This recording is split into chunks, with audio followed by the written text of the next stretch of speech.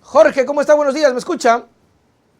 Nelson, perfectamente, no sé si me escucha usted. Perfecto, aquí lo estamos escuchando y ya lo estamos viendo en vivo y en directo. Primero, Jorge, quiero agradecerle que esté con nosotros porque creo que usted es el primero, un funcionario público del actual régimen que está con nosotros acá en el canal. Y así que eso es bueno, eso es muy bueno porque se trata de conversar, de escuchar a quienes están básicamente en las instituciones, Jorge.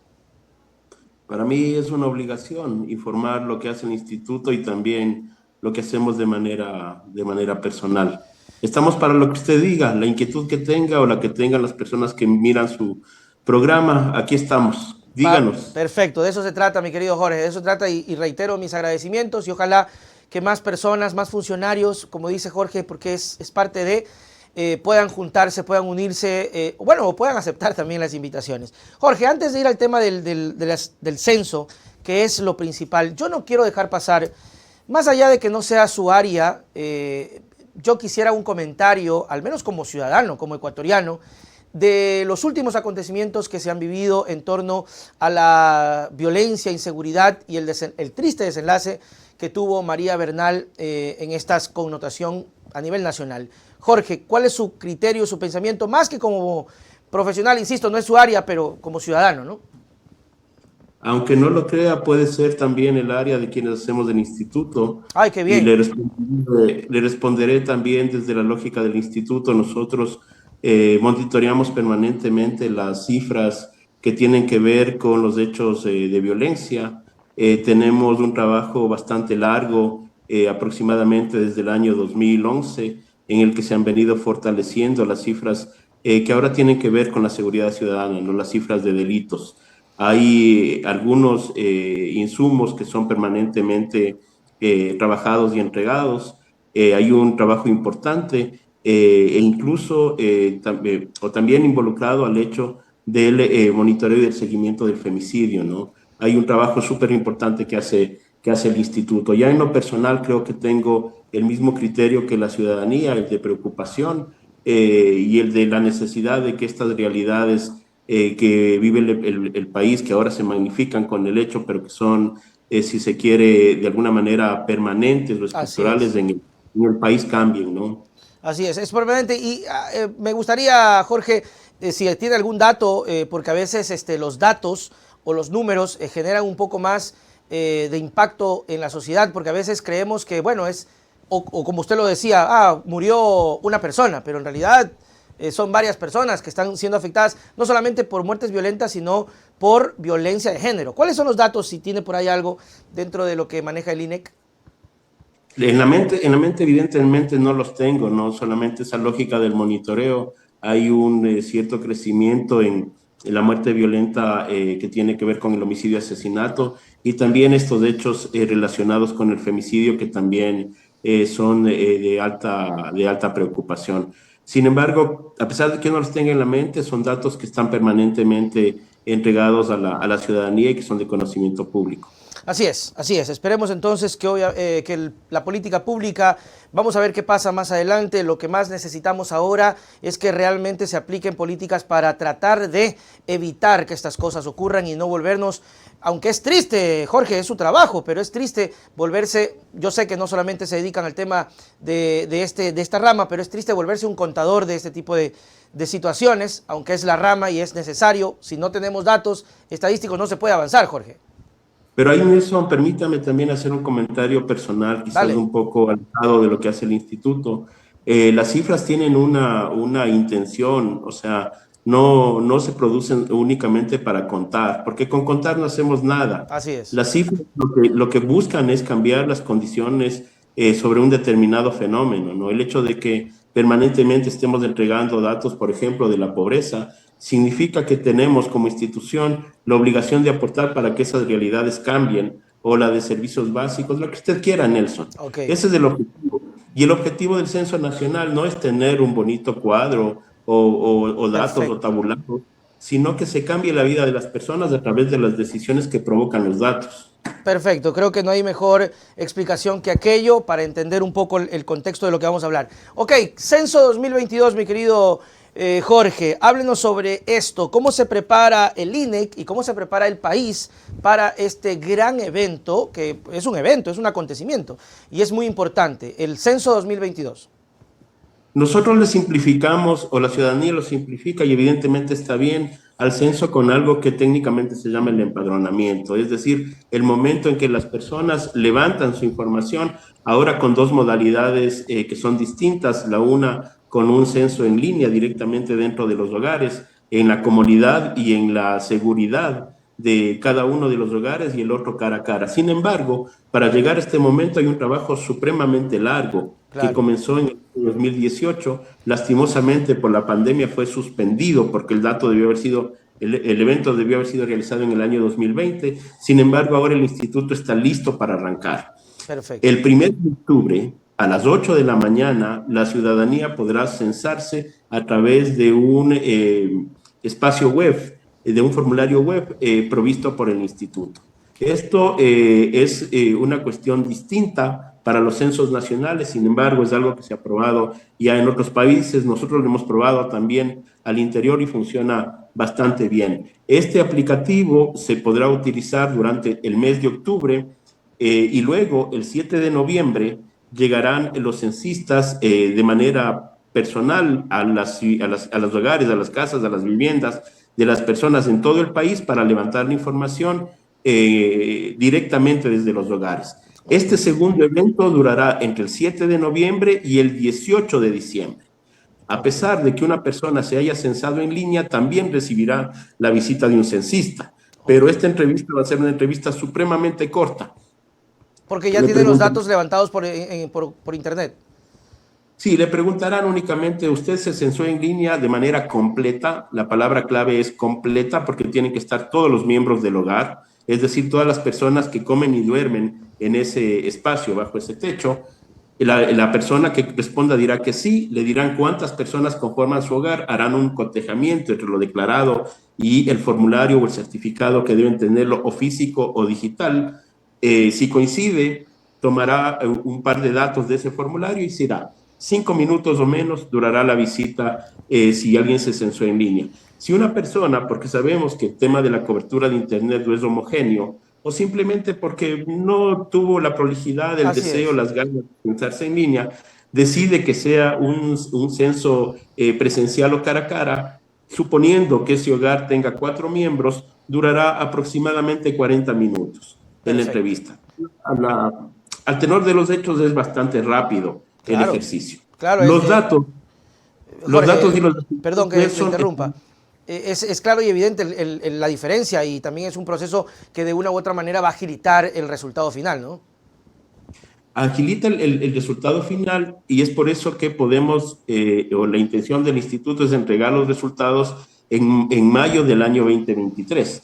En el censo Perfecto. del año 2010, que también tuve la oportunidad de dirigirlo, duró 8 meses la entrega de resultados, y el anterior tardó más de un año en ser entregado. Esas diferencias o las decisiones que tienen que ver con el censo en línea, la utilización de tabletas, etcétera, tienen una razón bien sencillita, Nelson, fácil de explicar, y es el acceso a la tecnología. Ahora tenemos una tecnología distinta a la del año 2010, y en el año 2010 teníamos una tecnología distinta a la del año 2021. Claro que sí. Claro que sí, esos son datos interesantísimos. ¿Qué es lo que, aquí te di un dato específico, dentro de los beneficios poblacionales, qué es lo que la gente esperaría de este censo como primera pregunta? Y luego, ¿cuáles son los cuestionamientos que se harían ya cuando se esté tanto en lo virtual como en lo físico? Y si es que las preguntas varían en lo virtual o en lo físico, son lo mismo. Le respondo al revés, primero lo último y Perfecto. luego lo primero. Creo que es así más didáctico. Los dos formularios tienen que ser idénticos, Ok, porque a la final lo que buscamos es que tengamos una información que, al ser agregada, represente lo que la población tiene, lo que la población es o lo que la población necesita, dependiendo del enfoque que le queramos dar. El formulario tiene 3 componentes, así es mucho más sencillo para mí explicarlo. El primero es el componente de vivienda, que da nombre al censo. Recuerde que es el 8º censo de población, el 7º de vivienda y el 1º de comunidades. oh, Entonces, interesante. los datos de vivienda son los que le dan el nombre al censo. ¿Qué preguntamos? Lo más evidente, la ubicación de la vivienda, el tipo de material de la vivienda, qué tipo de vivienda es, si es un departamento o una casa, cuál es el material, en qué condiciones está ese material, el del techo, el de las paredes, el del piso. Luego viene un segundo componente que tiene que ver con el hogar. Esto es importante repetir, repetir y repetir, porque el hecho de que tengamos identificado, conformado el hogar censal, vamos a garantizar que todas las personas estén en la cuenta. ¿Qué preguntamos en el hogar? Lo primero, ¿cómo se conforma? Vamos a tener que relacionarlo a una persona que ya no es el jefe del hogar, sino el responsable del hogar, Okay. y a esta persona asociamos los otros miembros. Por ejemplo, en mi caso, seguramente quien sea la responsable del hogar será mi esposa, y cuando yo dé mi declaración, la relación con ella será esposo. Luego vendrá mi hijo mayor, la Okay. relación con ella será hijo, y luego vendrá mi hija. Mi hogar es de 4 personas, pero eventualmente podríamos tener miembros no familiares, por ejemplo, alguien que esté viviendo y habrá Jorge, que conocer relaciones. ¿y qué determina que alguien sea el representante del hogar? ¿Lo determinan ustedes? O sea, alguien le dice ahí, o cómo se determina, si es usted o su esposa. Es una definición propia del hogar, Ok, es una perfecto. definición propia del hogar. Estamos alejándonos de esa idea de la jefatura del hogar colocada en los hombres o en Bacán, el hombre más. chévere, me parece bien. Tenemos una definición declarativa desde el propio hogar. Una Perfecto. vez que tenemos establecido el hogar, le preguntamos cosas del hogar. Por ejemplo, entre otras, si hay alguna persona de ese hogar que ha migrado en los últimos años y no ha vuelto, para saber temas de migración internacional, especialmente aquella que no está cuantificada en los registros administrativos. Le preguntamos si una persona de ese hogar ha fallecido, porque tenemos también que, de alguna manera, validar las cifras que se produjeron durante la pandemia, para Ujú. ver si tienen o dan cuenta realmente del impacto del fenómeno.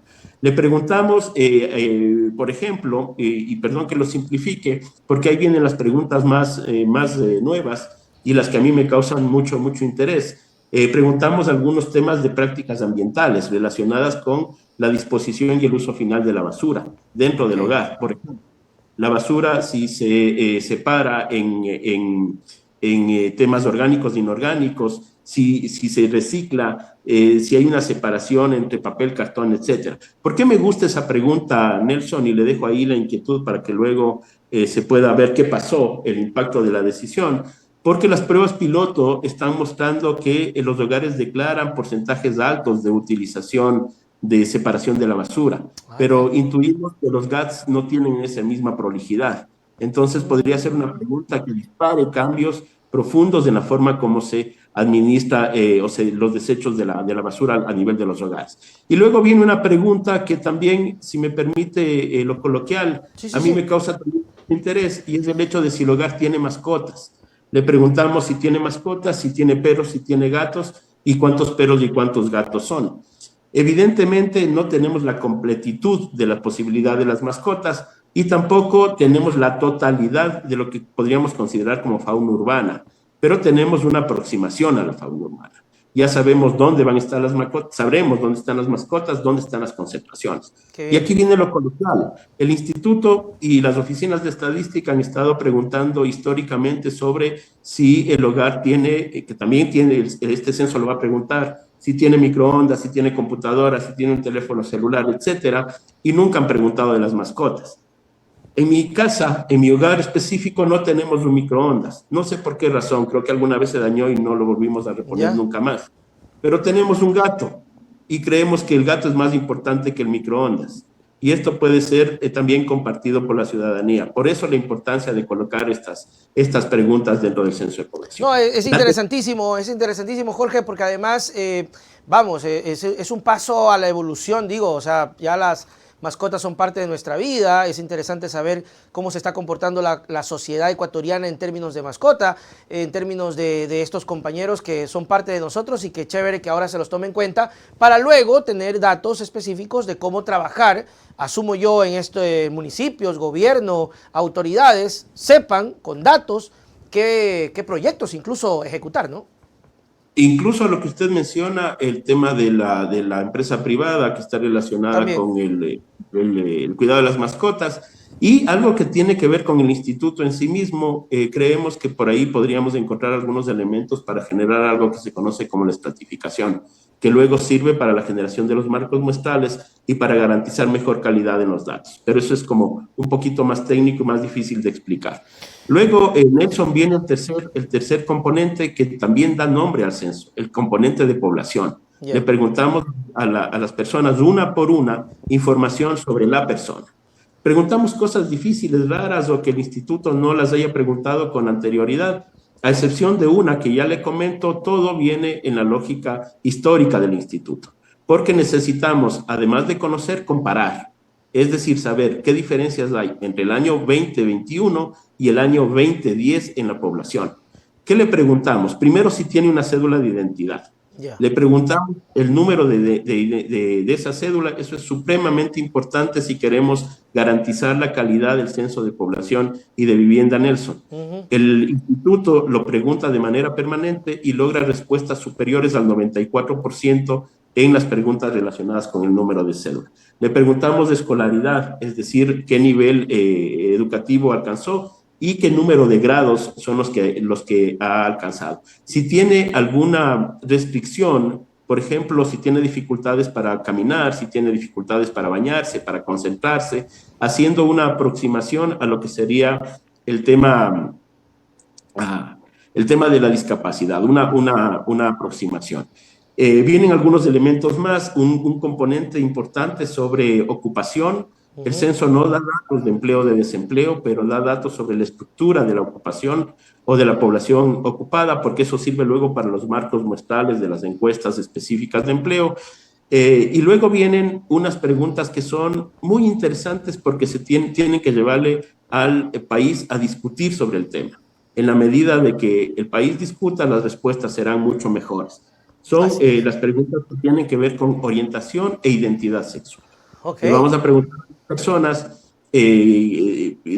con qué género se identifican y nos dirán masculino, femenino, transmasculino, transfemenino, otros. Y le preguntaremos también sobre la atracción romántica, donde les preguntaremos si son hombres, mujeres, etc.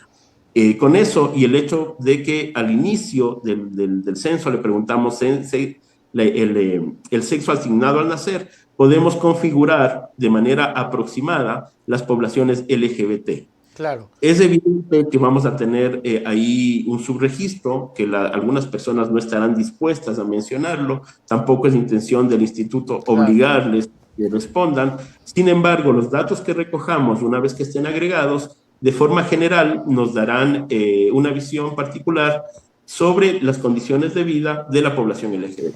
Jorge, en ese punto que me parece súper interesante, también hablamos de la capacitación del personal, porque de pronto son temas delicados, pero que tienen que abordarse. Es decir, la persona, el censista, el censador, como lo quiera llamar, tiene que tener la formación personal para simplemente preguntar, porque no va a faltar alguien que se sienta ofendido, algún papá, algún hermano, y tienen que primero mantener la calma, seguro, saber abordar el tema, y tercero, preguntarlo, porque de pronto, Jorge, y esto asumo que llega dentro del proceso de capacitación, de pronto no va a faltar algún censista que diga, la verdad es que yo creo que aquí no hay personas de orientación sexual distintas, así que no voy a preguntar. Voy a aprovechar su pregunta primero para responderle el anterior que me quedó pendiente y luego para hacer circular e ir al inicio de la entrevista. Ya.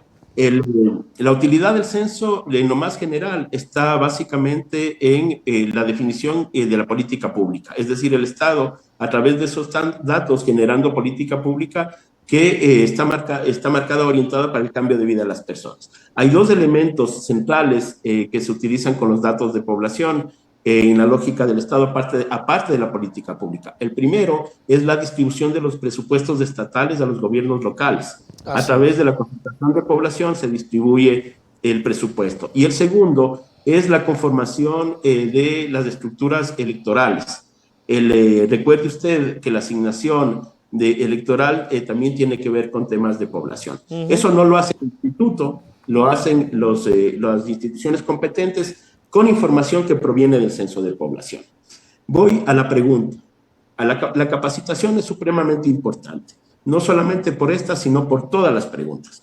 Aquí hemos topado o le ha llamado la atención las que tienen que ver con la orientación y la identidad sexual, pero recuerde que tenemos preguntas de fecundidad que son delicadas. Hay preguntas que tienen que ver con la autoidentificación, que en su momento eran complicadas también y que ahora de alguna manera están más naturalizadas, pero que pueden generar algún tipo de complicación al momento de preguntar.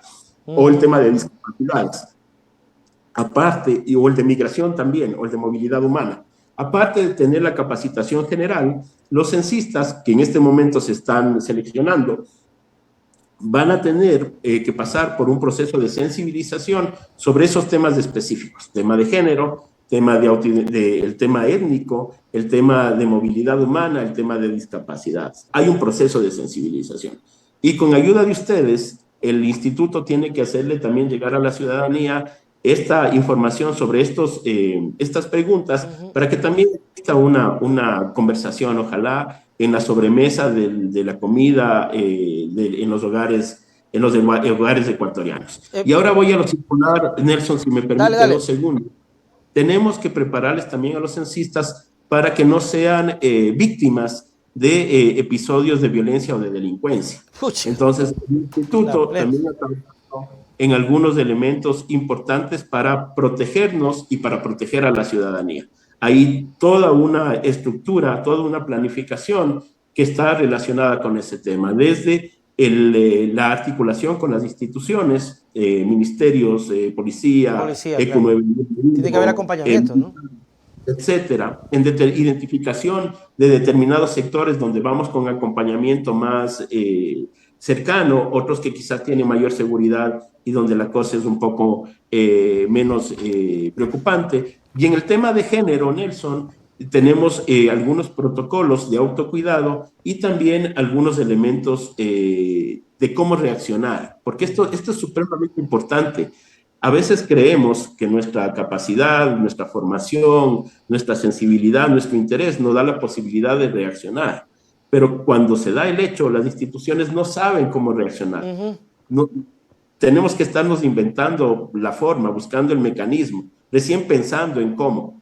En el caso del censo, hemos construido algunos elementos que nos permitan o nos ayuden a reaccionar en el caso de que alguna de estas cuestiones relacionadas con la seguridad general, no solamente de delincuencia, quizás temas naturales, ambientales, etcétera, porque nos desplegamos en todo el país, o lo que tiene que ver con la violencia de género, para saber cómo reaccionar. Totalmente. Hay muchas cosas que se me quedan. Primero, que no es que estoy cortando la entrevista, porque todavía tenemos un poquito de tiempo.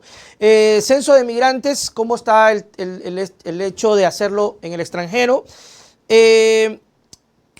¿Cuánto tiempo? Porque usted me hablaba de un mes, pero yo recuerdo, no sé en qué año fue que en un solo día lo hicieron. No sé si ahora será igual, que se paralizó todo el país y que nadie salía. Y el tema también de los censistas, si son estudiantes o personas particulares.